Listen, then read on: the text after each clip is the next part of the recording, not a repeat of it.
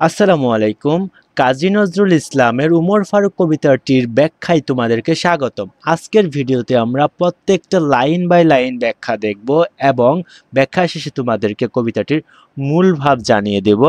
সুতরাং তোমরা ধৈর্য ধরে পুরো ক্লাসটি দেখো যাতে সুন্দরভাবে তোমরা বুঝতে পারো, এবং তোমরা যারা নতুন আছো আমাদের চ্যানেলে অবশ্যই চ্যানেলটি সাবস্ক্রাইব করে দেখতে শুরু করো। আমরা শুরু করি। প্রথম লাইন, তিমির রাত্রি এশার আজান শুনি দূর মসজিদে। একটু বড় করলে ভালো হয়। হ্যাঁ, এই যে প্রথম লাইন, এই লাইনের ব্যাখ্যাটুকু দেখো। রাত্রির অন্ধকারে দূরবর্তী মসজিদ থেকে এশার আজান শোনা যাচ্ছে। এটি কবির অন্তরে একটি গভীর অনুভূতির জায়গায়, যেটি প্রিয়জনকে হারানোর মতো।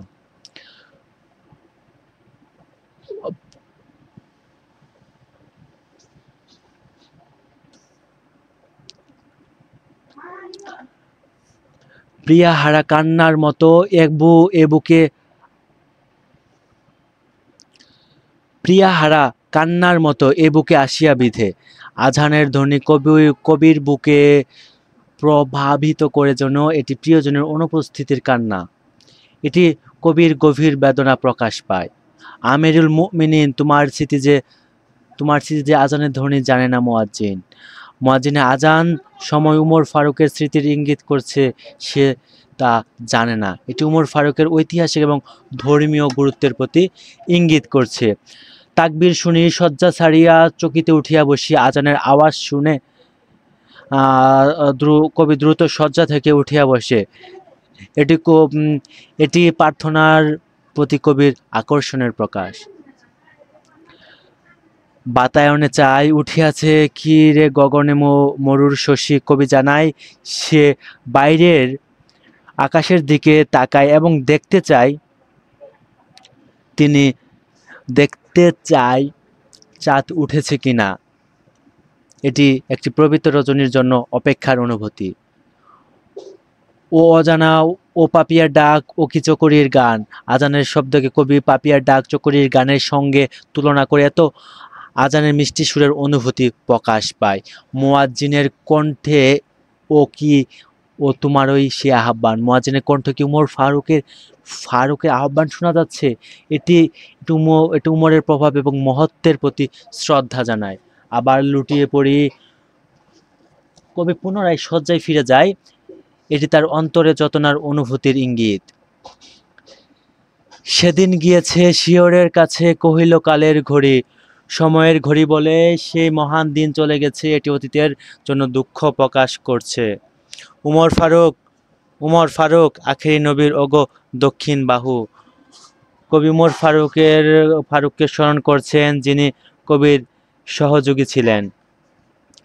এটি উমর ফারুকের মহত্ব ও ইসলামের ইতিহাসে তার অবদানের শ্রদ্ধা বোঝাচ্ছে। আহ্বান নয়, রূপ ধরে এসো গ্রাসী অন্ধতা রাহু। কবি আহ্বান জানাচ্ছে উমরকে, যেন সে আসে, কারণ অন্ধকার রাহু সবকিছু গ্রাস করছে। এটি ইসলামের নৈতিক অবক্ষয়ের সংকেত দেয়। ইসলাম রবি যেটি আজ তার দিনে দিনে বিমলিন। ইসলামের আলো দিন দিন কমছে। এটি ইসলামের আদর্শের অবক্ষয়ের প্রতিফলিত করে। সত্যের আলো নিভিয়ে জ্বলিছে ঝোনাকির আলো ক্ষীণ। সত্যের আলো নিভে গেছে, এখন শুধুমাত্র ঝোনাকির মতো ক্ষীণ আলো জ্বলছে। এটি নৈতিক সংকটের ইঙ্গিত দিচ্ছে। তার পরবর্তীতে লাইনে কবি বলছেন, শুধু আঙ্গুলি হেলনে শাসন করিতে এ জগতের। এখন শাসকের শুধু আঙ্গুলি নির্দেশের মাধ্যমে শাসন করছে। এটি কর্তৃত্বের দুর্বলতার প্রতীক।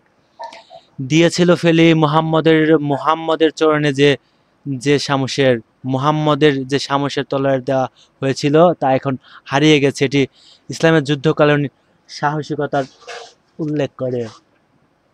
ফিরদাউস ছাড়ি নেমে এসে তুমি সেই শমশের ধরি। আবার শমশের ধরে ইসলামের পথে ফিরে আসতে হবে। এটি ইসলামের প্রকৃতি যুদ্ধের ডাক। আর একবার লোহিত সাগরে লাল লাল হয়ে মরি, আবার রক্তপাত করে যুদ্ধে যেতে হবে। এটি আত্মত্যাগের প্রতি সংকেত। তার পরবর্তী বলছে, নৌসার বেশে সাজাও বন্ধু মোদের পূর্ববার। বন্ধুকে আবার যুদ্ধের জন্য প্রস্তুত করতে বলা হচ্ছে। এটি শীর্ষ ঐক্যের আহ্বান। খুনের সেহেরা পড়াইয়া দাও, হাতি বাঁধিয়া তলোয়ার। যুদ্ধের প্রতীক হিসেবে রক্তাক্ত পাগড়ি এবং অস্ত্র নিয়ে আসার আহ্বান। এটি যুদ্ধের প্রস্তুতি প্রতি উদ্দীপনা প্রকাশ করে। দেখাইয়া দাও মৃত্যু যথাই রাঙা দুলিহীন সাজে। মৃত্যুকে রাঙা দুলিহানের মতো দেখানো আহ্বান। এটি মৃত্যুকে অভিজাতভাবে গ্রহণের ডাক। তার পরবর্তী লাইনে কবি বলেছেন, করে প্রতীক্ষা আমার তোরে রাঙা রণভূমি মাঝে, যুদ্ধের ময়দানে আমাদের উপেক্ষা করছে। এটি সংগ্রামের ডাক দিচ্ছে। মুদের ললাট রক্তে রাঙিবে, রিক্ত সিথির তাহার, আমাদের রক্তে তার সিথি রাঙাবে। এটি আত্মত্যাগের প্রতীক। তারপর দুলাবো তাহার গায়ের মুদের লুহুরাঙা তরবার, আমাদের রক্তমাখা তলোয়ার তার গলায় ঝুলবে। এটি রক্তের মূল্য বোঝায়। তার পরবর্তী লাইনটি দেখো কি বলা হয়েছে, শুনানি চাই হুকুম, যুদ্ধের ডাক নির্দেশের অপেক্ষায়, ঐক্যের আহ্বান। আমি কিন্তু তোমাদেরকে এই যে পিডিএফটা সেইটা তোমাদেরকে দিয়ে দেব ইনশাল্লাহ। 7 সমুদ্র 13 নদী পারে মৃত্যুবধূর ঘুম, মৃত্যুর থিমে 7 সমুদ্র 13 নদী পার করা হচ্ছে। এটি মৃত্যুর অদৃশ্য উপস্থিতি বোঝায়। টুটিয়াছে যত যক্ষ কাহার, সহে নাকি আর দেরি। এখানে দেরি করা যাবে না, এটি জরুরি অবস্থার সংকেত দিচ্ছে। তার পরবর্তীতে দেখো, নাকিব কণ্ঠে শুনিব কখন নব অভিযান ভেরি। কখন একটি নতুন অভিযানের ডাক আসবে, এটি সংগ্রামের সূচনা বোঝায়।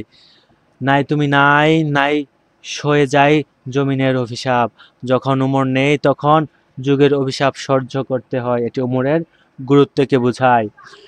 তোমার তখতে বসিয়া রয়েছে শয়তান ইনসাফ, তার অভাবের কারণে শয়তান ক্ষমতা গ্রহণ করছে। এটি নৈতিক অবক্ষয় বোঝায়। মুরা আসহাব কাহাবের মতো দিবানিশি দেই ঘুম, এ যুগে সেই যুগের মতো ঘুমিয়ে থাকি। এটি উদাসীন অবস্থাকে বোঝায়। এশার আজান কেঁদে যায় শুধু নিঝুম নিঝুম, আজান শুধুমাত্র নিঃশব্দে কেটে যায়। এটি অসহায়তা ও হতাশার অনুভূতির প্রকাশ করে। এই কবিতায় কাজী নজরুল ইসলাম ওমর ফারুকের স্মৃতিকে স্মরণ করে ইসলামের মূল মর্মকে পুনর্জীবিত করার আহ্বান জানিয়েছেন এবং সময়ের নৈতিক অবক্ষয়ের প্রতিবাদ জানিয়েছেন। আজকের ভিডিওটি এই পর্যন্তই। তোমাদের কেমন লাগছে কমেন্টে জানাতে পারো এবং তোমরা অবশ্যই আমাদের চ্যানেলটি সাবস্ক্রাইব করে দিয়ে এবং আমাদের গ্রুপে যুক্ত হয়ে যাও। গ্রুপের লিঙ্ক ডেসক্রিপশন বক্সে আছে। সবাইকে ধন্যবাদ। আসসালামু আলাইকুম ওয়া রাহমাতুল্লাহ।